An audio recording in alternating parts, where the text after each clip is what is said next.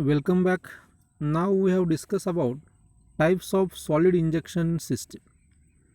So this solid injection system is classified into two types: mechanical injection and electronic injection.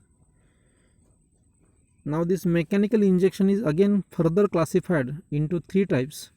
That is, first one is common rail direct injection, that is CRDI system.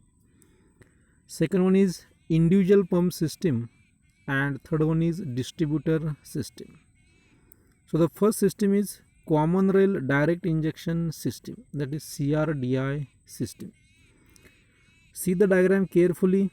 In this diagram, for the pressurization of fuel, high pressure pump is used, and for the regulation of this fuel as per the requirement, mechanical components are used like accumulator, needle valve, spring, valve seat, nozzle, cam, follower, push rod, wedge, rocker arm. So all these are the mechanical component, that is pressure relief valve. So these are the mechanical components are used for the regulation of the fuel. Hence this system is called as what? Mechanical injection system. Now this system is used in Tata Safari car. That car is have this system, hence the name is given to that car, that is Tata Safari Dicor, that is direct injection common rail system. So in this system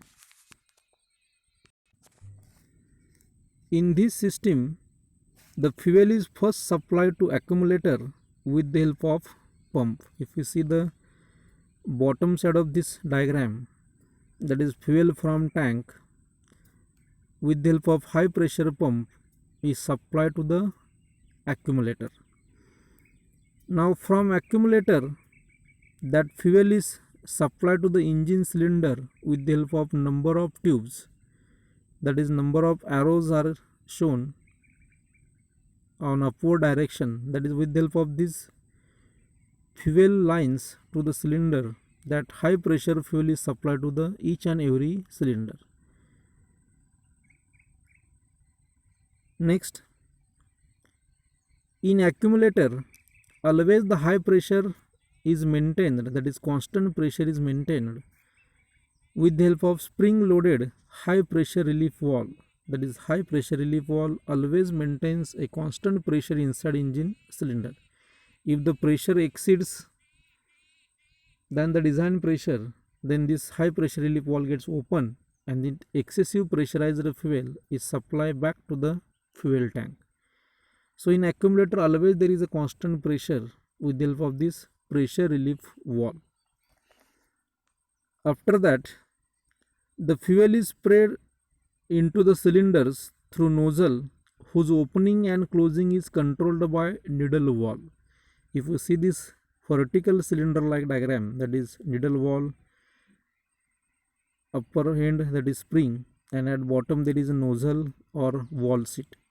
So whatever the fuel from this accumulator enter into this needle valve body and is spread into the cylinder through the nozzle whose opening and closing is controlled by needle valve, that is up and down motion of the needle valve controls the quantity of fuel which is injected inside engine cylinder.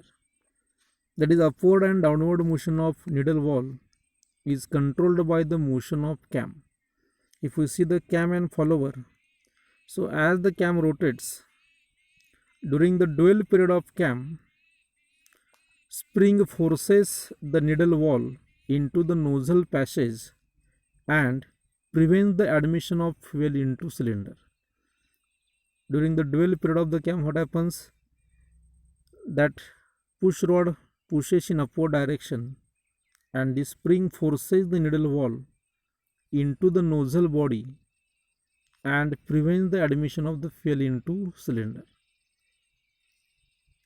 Next, lift of the cam pushes upward and this motion is transmitted to the needle valve through the lever. When needle valve lifts, the high pressure fuel is passed through the nozzle to the engine cylinder. When the needle valve lifts, as this needle valve gets lifted in upward direction with the help of this rocker arm against spring force, this pressurized fuel is injected inside engine cylinder. Wedge is operated either manually or by governor system, which controls the amount of fuel to be injected. So this forward and backward motion of this wedge, if we see the shape of this wedge, as this wedge moves in forward direction, it exerts the force on this push rod. Push rod pushes in upward direction. As this push rod pushes in upward direction, a rocker arm also move in upward direction. That is, one end of rocker arm moves in upward direction, other end of rocker arm moves in downward direction. As this lever moves in downward direction, it pushes the spring and opens the needle valve. That is, opening of the needle valve increases. As wedge moves in backward direction, that spring forces the needle valve in downward direction.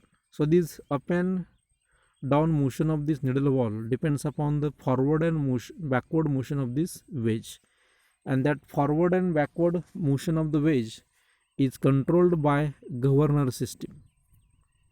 So with the help of these all the mechanical components, the high pressure fuel from the accumulator tank is injected inside engine cylinder as per the load, as per the speed of the engine. So what are the advantages of this system? System is simple and easy for maintenance.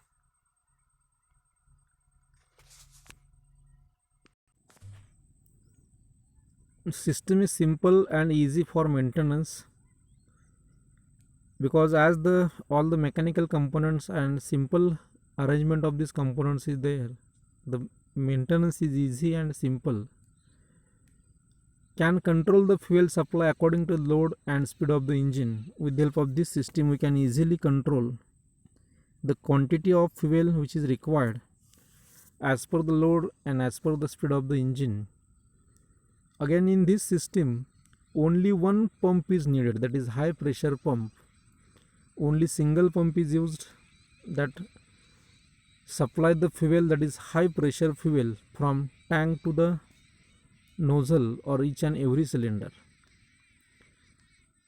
What are the disadvantages? If you see the disadvantages of this system, needs accurate design. So whatever the design of this system is there, that is length of this needle valve, diameter of this opening, after that forward motion of wedge, backward motion of wedge, lift of cam, length of this rocker arm. So each and everything we have to design accurately to get metered and correct quantity of fuel to the engine cylinder. So it requires the accurate design of each and every part. There is chance of leakage of valve seat or valve seal. As there is mechanical components, as always during the starting of the engine or working of the engine, always some amount of vibration is there. So due to that vibration, there may be chances of some amount leakage of fuel or dribbling of fuel may occurs in this system. So this is chance. After that, injection pressures used up to 200 to 350 bar, because as there is a single pump, we have not used a multiple pumps or more pumps. With the help of single pumps, we have to pressurize the fuel up to 200 or 350 bar, because as there is a more pipelines are there, that is always in this system high pressure fuel is there. Each and every tube, always there is a high pressure fuel. As per the firing order of the engine, the fuel is injected to each and every cylinder or each and every nozzle as per firing order. But always each and every tube, that is from accumulator to the nozzle, contains the high pressure fuel. So always there is some amount chances of leakage, always some amount chances of breakage of these tubes are takes place. So with the help of this system we cannot use a mover pressures above 300 bar. So this is again one of the limitation of this system.